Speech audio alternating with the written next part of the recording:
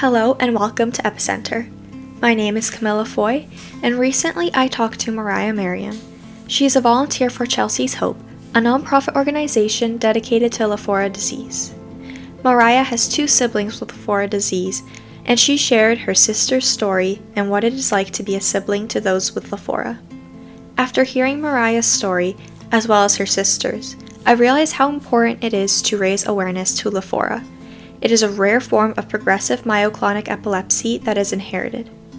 Because it is an orphan disease, government funding is not present to find a cure. The work that Chelsea's Hope does in connecting families and finding resources is truly amazing, and the word deserves to be spread. I will include the link to Chelsea's Hope's website and social media platforms in the description below. Now let's get into the episode. Hi, my name is Mariah Merriam. I am the sister of two Lafora disease patients, my older sister Anissa, who's 25, and my younger brother Tylen, who is going to be 17 at the end of this month. A little bit more about me. I graduated with my Bachelor's of Science from Arizona State University in Biomedical Sciences and minored in Integrative Health, and I got an Evolutionary Medicine certificate. And I'm currently working in clinical research, and I'm an aspiring physician, and I'm a long-term volunteer for Chelsea's Hope. Now, what is Chelsea's Hope? Yeah, so Chelsea's Hope was founded by Linda Gerber in 2007 as kind of a platform to share her daughter Chelsea's story. And that was just for her friends and family. And she got connected to a lot of other Lafora disease families just in that process. And they decided to make it a nonprofit organization to advocate for these patients and to fight for cures. So the mission of Chelsea's Hope is to improve the lives of those affected by Lafora disease and to help accelerate the development of cures for that disease as well. Lafora disease research has little to no funding from the federal government because it's considered an orphan disease. So that's a disease that affects fewer than 200,000 people worldwide. I think about 200 people have Lafora disease around the world. So not many people have it. So there's little to no funding for cures. And we also have to compete with other orphan diseases. There's about 7,000 of them to get that funding. And so a lot of us work together to try and spread awareness about rare diseases so that we can fight for that funding for these kids. And so that's what Chelsea's Hope is all about, is providing resources to family, connecting families together, and connecting researchers together. And so we're really just trying to get that funding for a cure and spread awareness about this disease. Could you please explain what Lafora disease is? So Lafora disease is a severe and fatal form of inherited myoclonus epilepsy syndrome. Most cases of the disease are caused by mutations in two genes, EMP2A and EMP2B. These are both located on chromosome 6, and the gene EMP2A makes the protein laforin, and the gene EMP2B makes the protein called malin. And there's a few cases of this disease with an unidentified mutation that they are still studying, but the majority of cases are with those two genes. And even within those two genes, there's even different mutations, variations of those mutations within those genes. So each patient with Lafora disease has kind of a different prognosis based on the different mutations that they have, and some are the only one with the mutation that they have. And it's a worldwide disease. There's a higher incidence in the Middle East, Southern Europe, so Spain, France, and Italy, South Asia, so India and Pakistan, and also people of North African descent. It affects males and females equally. And these children, they grow up completely perceivably normal with no problems. And then they begin to suffer from seizures at about early adolescence. And all of a sudden they get diagnosed with epilepsy. The seizures get worse. They become resistant to medication. They experience a cognitive decline, behavioral changes, early onset dementia, and just difficulty doing the functions that they used to do. And so then they usually have to get a genetic testing done and also a skin biopsy to confirm that they have Lafora disease. And that is usually how patients get diagnosed. But because it's such a rare disease, there's usually a very big lag in diagnosis. And some symptoms of Lafora disease would be recurrent, increasingly intractable seizures, myoclonus seizures, so jerking, and absence seizures, so staring seizures, and also cognitive decline, difficulty controlling the muscles, also known as ataxia, difficulty walking, eating, speech difficulty, and childhood dementia as well. So yeah, that's a little bit about Lafora disease. And do you have any stories that you can share as a sibling to those with Lafora? Yeah, absolutely. So I'll give a quick kind of overview of my sister's story. So growing up, she was completely perceivably normal. You know, her and I were only about a year and a half apart. And so we grew up super, super close. And by the time she turned about, I think she's about 14, 15 is when she had her first seizure. She went to, I think it was MORP, like the reverse prom dance at her high school, and there were flashing lights there, and she had her first seizure. Now, leading up to that, she had some jerks, some myoclonus seizures, but my parents weren't sure what they were because they hadn't witnessed her do it. I had witnessed her do it a couple of times. And so it wasn't until she had that first seizure that she got diagnosed with epilepsy. And we knew that epilepsy was a treatable condition. A lot of people live with epilepsy and have mostly normal lives. And so we thought that she'd get on the right medication and she'd be good to go. But then the seizures stopped being predictable. She used to only have them in the morning when she'd get ready, within the first couple of hours of her waking up when she's concentrating really hard on something.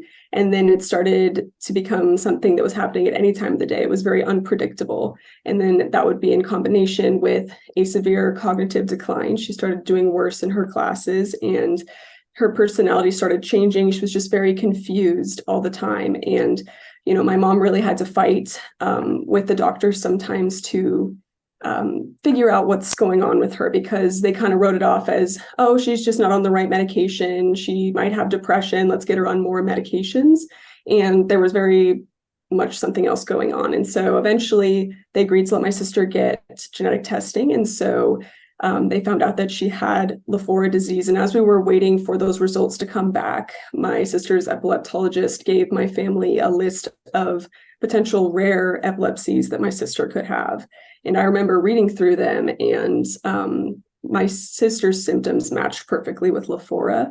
And it was one of the most severe, if not the most severe, of all the severe epilepsies that they gave us. And I remember telling my mom that, and, you know, we knew that it was probably the case, but we hoped that that wasn't the case. And so my sister officially got diagnosed in about, I think it was the fall or winter time of 2016. Yeah, because I was a junior in high school.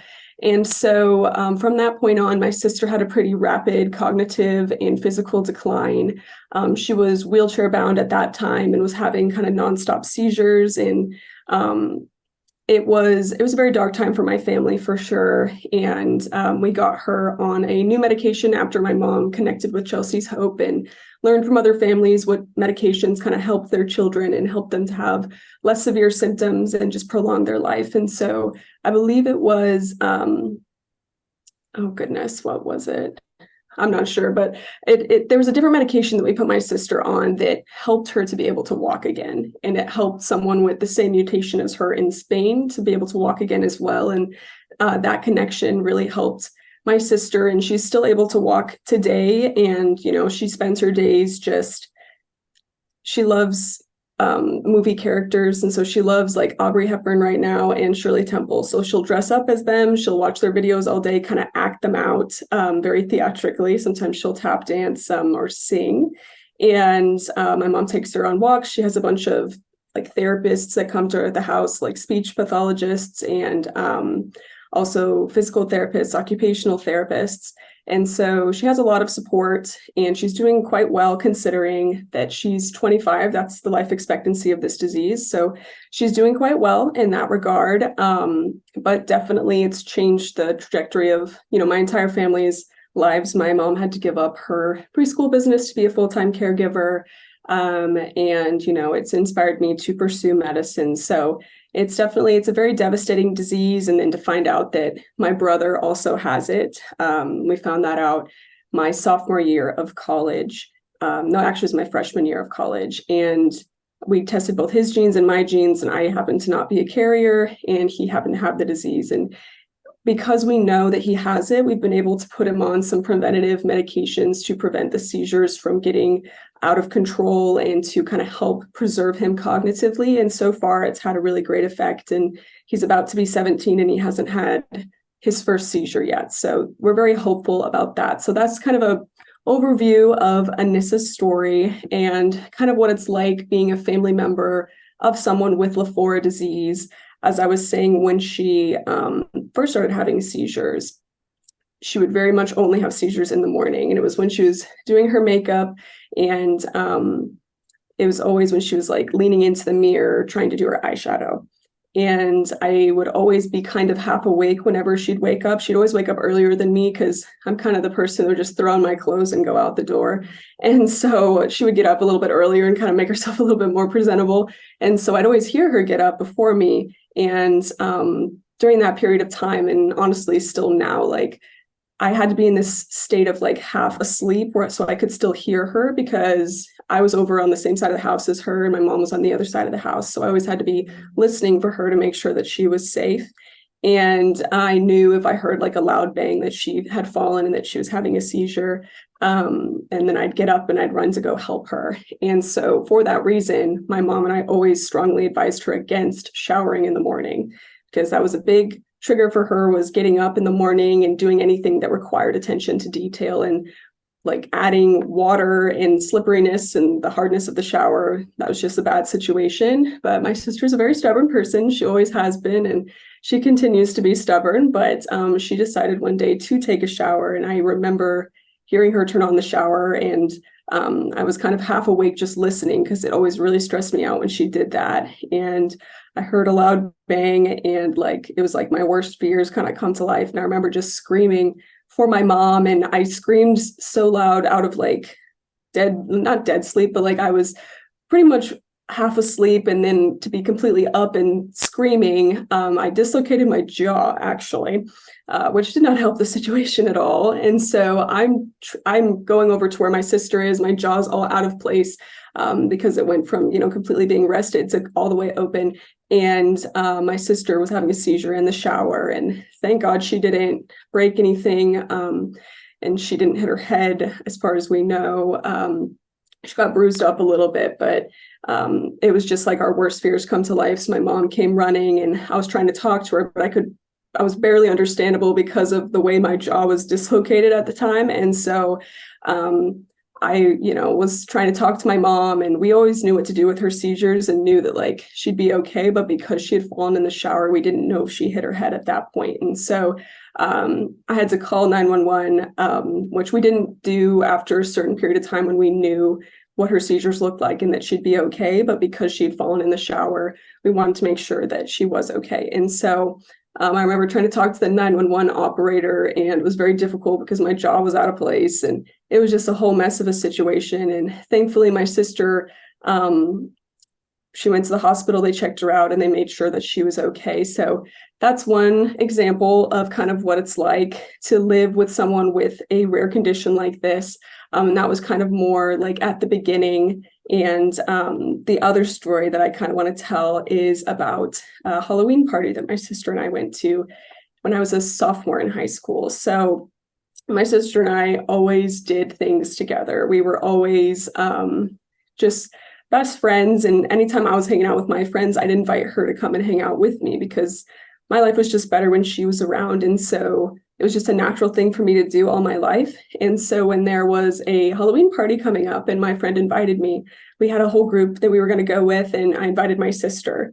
And I remember kind of immediately regretting it afterwards, because I knew that this was going to be an event where there would be flashing lights. And that was a major trigger for my sister at the beginning. It evolved to be to the point where anything could cause a seizure for my sister, but flashing lights, concentrating, those were her main triggers at the beginning. And this is about like a year or two into her epilepsy diagnosis, but she had not been diagnosed with Lafora disease yet. And so, I remember talking to my mom and being like, hey, I don't think this is safe for her. I invited her because I didn't want to not invite her, but now that I've thought about it, like, I just don't think this is safe. And I don't want to have to worry about, if she's going to be okay. Like, I just want to be able to go and have fun with my friends. But, my mom was like, well, I talked to her and we discussed that like she would stay outside of the party, and she knows that one of her friends is going, so they're just going to hang out outside the venue, so that way she doesn't have to miss out on anything. And I was like, okay, like as long as she does that, like I know that it's going to be fine. And so the night came. My sister and I love Halloween. My family's a big Halloween family, and so we custom made our costumes like always, and we were very excited about it. She went as Harley Quinn. I think I went as like an alien or something like that. And so we went trick-or-treating with my friends, and then we went to the party. And I remember walking into, it was at a barn at a popular farm in Arizona. And so I remember walking into the party and seeing that there was lights, lasers, strobe lights, the whole 9 yards. And I, immediately turned to my sister and was like, I don't think this is safe. And she agreed, and she went outside with her friend like she'd said that she would, and they hung out there for a little bit. And so I got to go back in and kind of enjoy the party for a little bit, and had a lot of fun with my friends. I had some really good friends there with me, and we were having a blast. And I remember after a while, my sister came back in, and I was like, hey, like, what are you doing in here? I don't think this is safe. And she was like, well, my friend left, and I'm not going to stay outside. And I was like, okay, well, this isn't safe. I don't think that like you want to have a seizure here. This would not be a safe situation. And my sister's stubborn, as I said. And so she was like, nope, I'm going to stay. And I was like, okay. So I think I might have texted my mom. I'm not 100% sure, but I remember just thinking, I'll just keep an eye on her and I'll stay close to her. And we danced all together for a couple of songs, and it was kind of in the back of my head, but I remember kind of closing my eyes as the beat dropped to a song. And then next thing I know, my friend's kind of tapping my shoulder, and I look over and my sister's on the floor having a seizure. And immediately, I know what to do because I've seen it so many times. So, I drop to my knees, I get her head on my knees and make sure that she's safe. And I turn her to her side. And everyone surrounded us at the party. There's like 300 people there. And there's a lot of people looking at me, shouting things at me, but, my friends knew that she had epilepsy, and they were telling everybody, and I was telling everybody, like, I know what to do. I told one of my friends to call 911, and another friend to call my mom. And someone told the DJ, the music stopped, the lights came on, they kicked everybody out. Like, it was a big thing that happened. And my sister kept having seizures. And so the paramedics did come, and they were able to move her. They had to use a couch there was a house behind the barn that was like the people who own the farm, and it was like a guest house. And so they used a couch as a stretcher to bring my sister from the barn to the house. And my mom met us there. And I remember just breaking down when I saw my mom, and my friends, I think, hugged me, and I felt a lot of things. And I think the most palpable thing was just feeling guilty that my sister had this seizure, and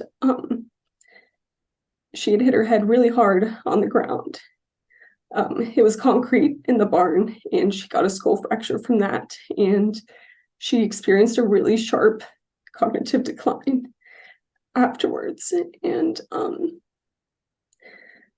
I think I really blamed myself for a long time for that. And I know now that it wasn't my fault, but I felt like people around me, like my family, blamed me as well.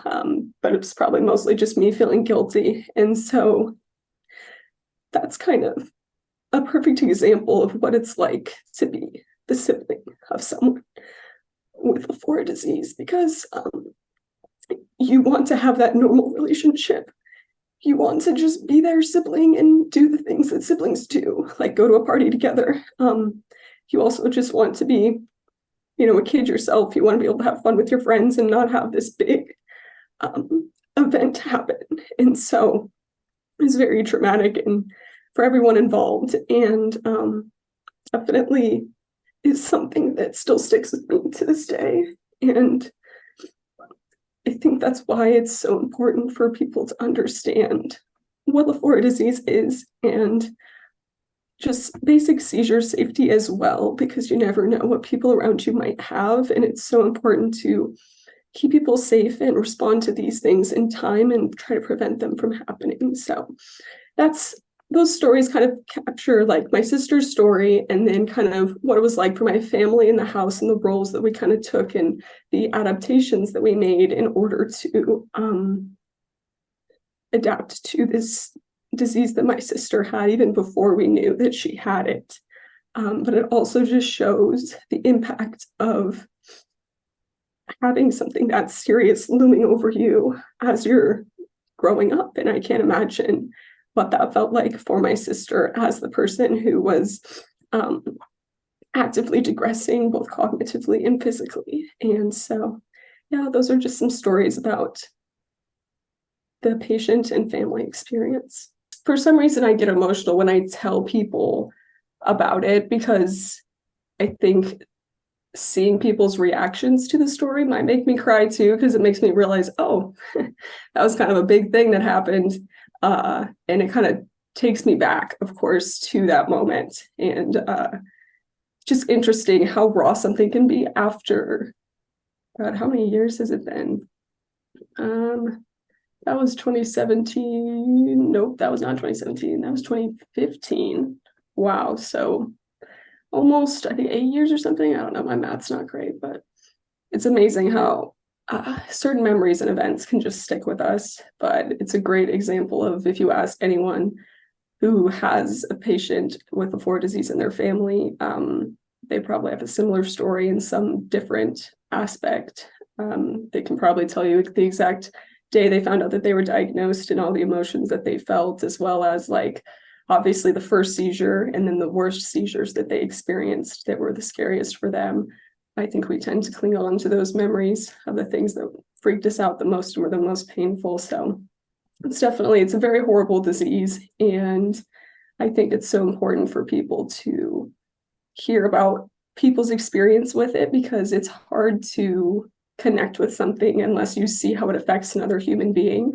You can read about it on paper and learn about these mutations that cause this disease, but it's a whole different thing entirely when you're living it and experiencing that decline in real time and those medical emergencies in real time as well. Mm-hmm.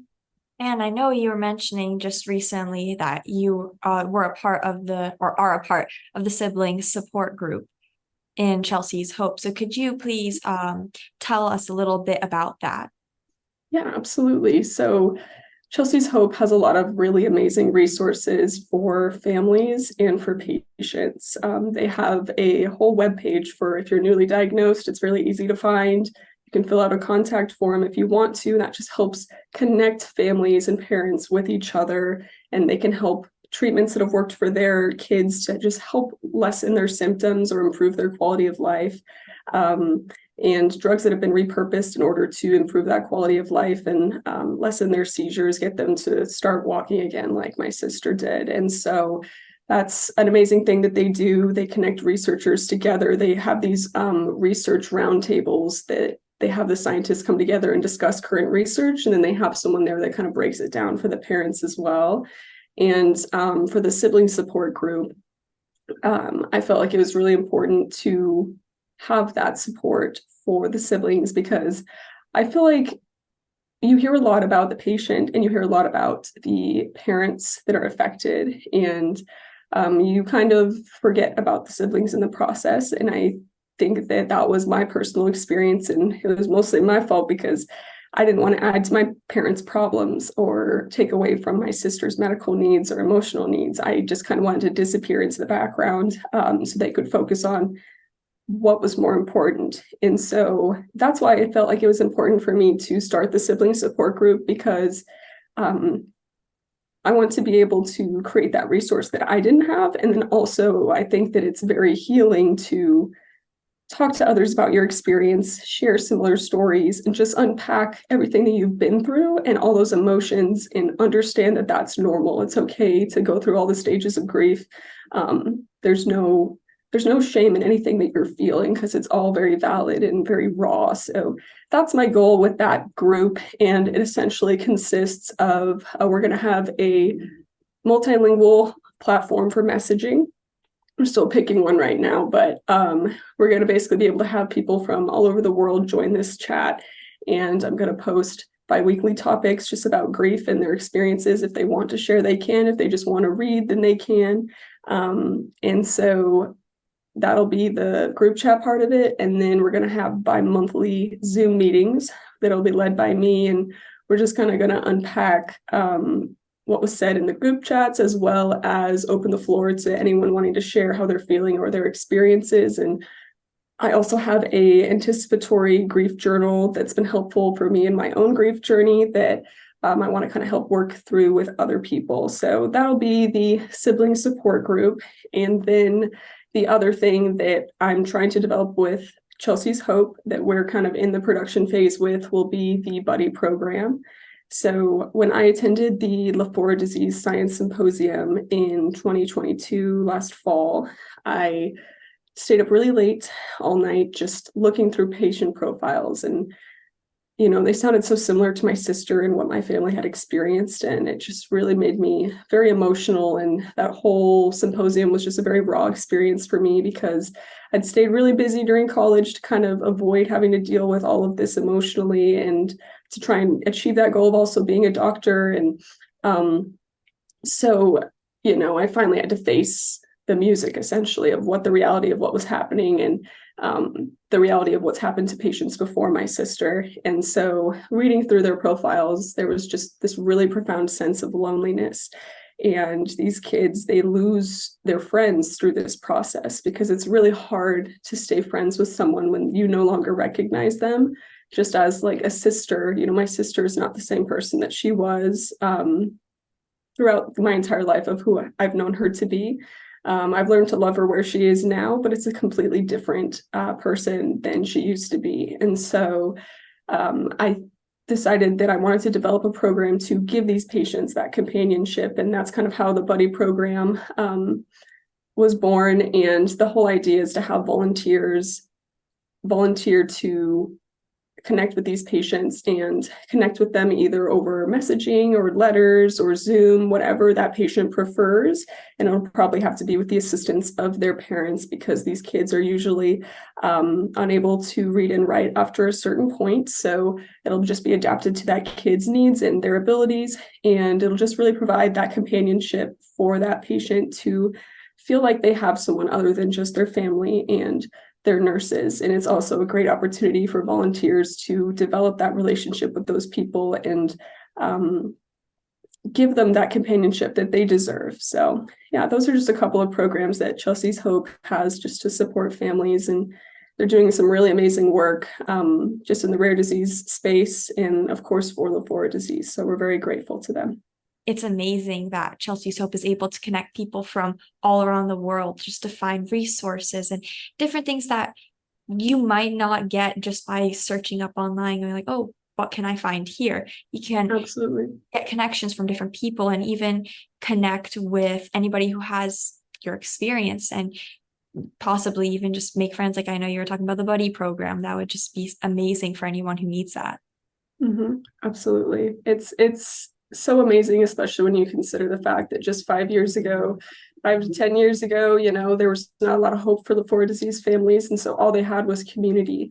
And that's one of the big aspects of Chelsea's Hope is just that community and camaraderie with the parents, just supporting one another and giving each other updates on what's worked for them and how their child's doing. And it really makes all the difference in the world when you have that support. So what does the current research look like for a cure for Lafora? Yes, so there's a few cures in production. There's different kinds of cures. There's antisense oligonucleotide, also known as ASO therapies that are currently being developed. There are AEF therapies, which is antibody enzyme fusion therapies that are being developed. Also small molecule therapies, which is basically, it's a molecule that's designed to bind to a specific protein and prevent it from performing its function. So if, too much laforin is being made, it can kind of prevent that. And There's also gene therapy treatments in production, but all of these things are at various different stages, and it's very much based on these researchers that are working for a cure and the funding that we're able to secure for them. There's not a lot of funding, as I said, for Lafora disease or just rare diseases in general. And we have a couple of these treatments that are ready to go into human clinical trials, but we don't have the funding or infrastructure to get them into those clinical trials. And, you know, as I've said about Lafora disease, it's time is of the essence with these kids. And there's, you know, currently no cure. They just continue to get worse because it's a progressive neurological disorder. And so that's why, you know, funding is so important, and supporting these researchers so that they can get these treatments into clinical trials. But I really admire everyone who's worked on Lafora disease, all these researchers, Dr. Manassian, Dr. Matt Gentry. Like, it's just so amazing that these people have dedicated their entire lives to studying something so rare, because there's not a lot of money in rare disease research, and just focusing on trying to get something into patients when, you know, pharmaceutical companies have no incentive to fund that. And so it's really amazing that we have these people so passionately working towards a cure for Lafora disease and dedicating their entire careers towards it. So we're very grateful towards them, and there's a lot of hope for Lafora disease patients, but I think that the only thing we're lacking in is funding. And so while Chelsea's Hope continues to grow as an organization and works super hard to connect these researchers and raise money, raising awareness is the biggest thing for us. And so yeah, so there's a lot of hope with research, but we just need more funding to get those human clinical trials so that these kids can get that important life-saving treatment that they need. Do you know which countries or even states in the US are most concentrated on finding a cure for Lafora? Well, I know that two of the prominent researchers in Lafora disease, one of them is Dr. Burge Manassian. I volunteer in his lab at UT Southwestern Medical Center in Texas. So he's been studying this disease for about 20 years, and he's working on gene therapy as well as pursuing other avenues to get this cure in kids. And so he's one of them in Texas. And then another predominant person in the US who's studying this disease is also Dr. Matt Gentry. He's at University of Florida, I believe. I know he's at a Florida university, but I'm not exactly sure which one. And he's also working on an experimental cure for Lafora disease. So there's also doctors in Spain that are working on this disease as well, and even in Italy. So it's really amazing that, you know, people are so impacted by this disease and so called to treat these patients that they choose to research it their whole lives. Wow. And so my last question for you is, what can the viewers do to help? Absolutely. So what people can do is, first and foremost, just check out the Chelsea's Hope website, follow them on social media. They have an Instagram page and TikTok page. I believe it's at Chelsea's Hope. And that would be the first thing I'd advise people to do, because it'll help you stay up to date on any important updates, events, awareness, you know, events, and also will help them to, you know, be able to donate if they want to. And I really do encourage people to donate if you can, or try to contribute to the research in some other way, just by spreading awareness of the disease and encouraging people around you to donate. And we also really need volunteers at Chelsea's Hope, because there's not a lot of funding for rare diseases. Any money that is raised by Chelsea's Hope needs to go to that research and towards these cures. And so we really need a lot of volunteers in order to be able to continue to build the organization and grow it, to continue raising awareness. So I believe there's a page on Chelsea's Hope with volunteer opportunities. There's a whole bunch of different positions. For the buddy program, we're going to need quite a few volunteers. And so that's definitely very important. If people are able to volunteer their time, then we definitely encourage that and would love that. And the last thing would just be to spread awareness about epilepsy in general, first aid with epilepsy. If you see someone having a seizure, what do you do? Being knowledgeable about Lafora disease. I don't want anyone to think that, you know, their child who has epilepsy has this terrible rare condition, but I think it's important to be aware of what it is. So that way, if your child is showing symptoms, you can get that testing that you need to get that early diagnosis to prevent, that harsher prognosis. Because, with my brother, he's doing fairly well right now because we know what he has and we're able to get him on some preventative medications in order to preserve him at where he's at. So that's also something that's super, super important. Okay, well, thank you so much for coming on today. Thank you so much for having me. It's amazing what you're doing, bringing more attention to epilepsies and different kinds of epilepsies. And I just encourage you to keep on doing it, okay?